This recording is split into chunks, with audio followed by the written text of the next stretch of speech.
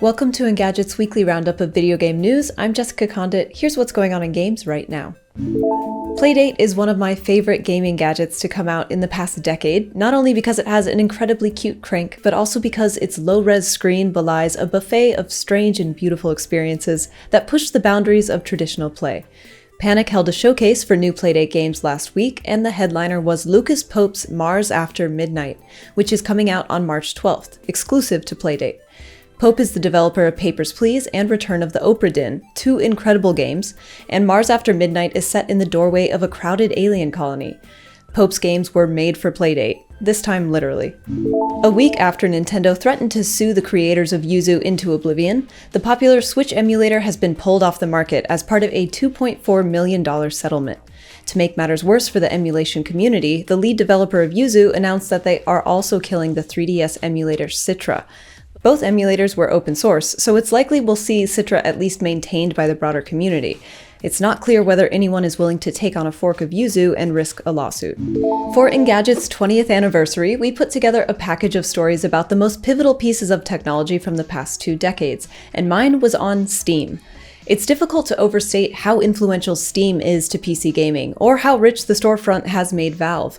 As a private company with infinite piles of Steam cash, Valve has the freedom to ignore market pressure from consumers, creators, and competitors.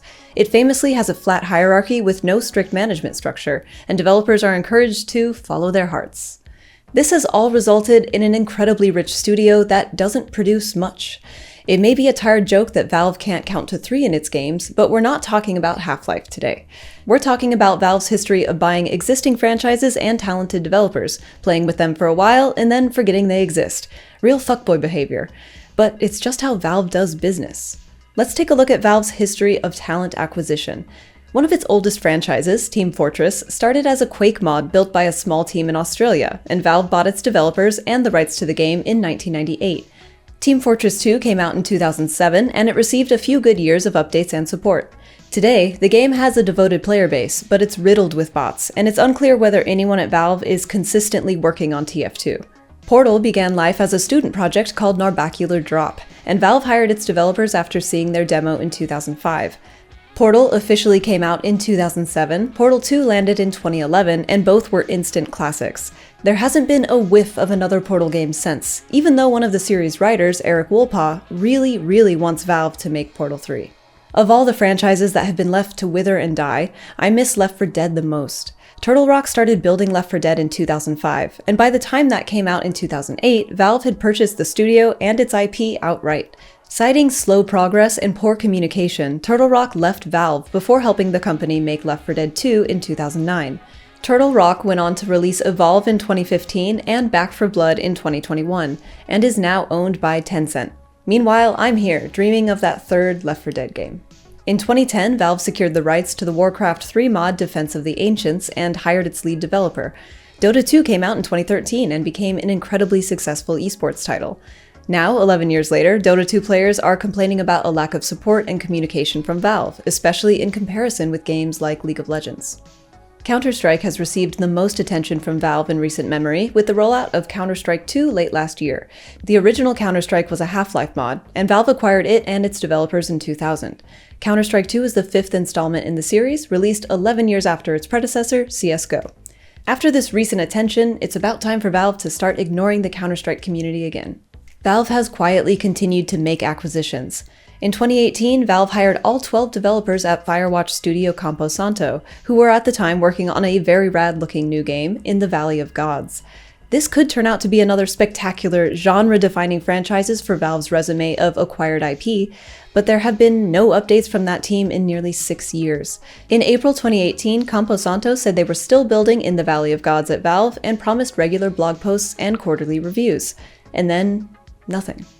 Matt Wood worked at Valve for 17 years, where he helped build Left 4 Dead, Left 4 Dead 2, Portal 2, CS:GO, and both episodes of Half-Life 2.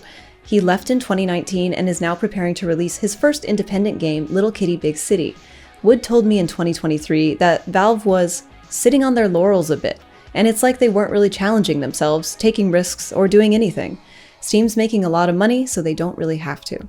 Of course, Little Kitty Big City is coming to Steam. Steam's unwavering success has helped turn Valve into a senior resort community for computer science nerds, where game developers get to go live out their final years surrounded by fantastic amenities, tinkering, and unsupervised. It's a lovely scenario. At least developers there aren't getting laid off, and I mean that sincerely. Steam is a great service, and Valve seems at least temporarily committed to the Steam Deck hardware, which is very cool. Still, I miss the games that Valve devoured. I have to wonder if the developers there do too. Valve's treatment of legendary franchises and developers raises questions about its commitment to anything, including Steam. What happens if Valve decides to pivot or sell, or Gabe Newell retires and blows everything up? What would happen if Steam shut down? As a service with native DRM, all of our games would instantly disappear.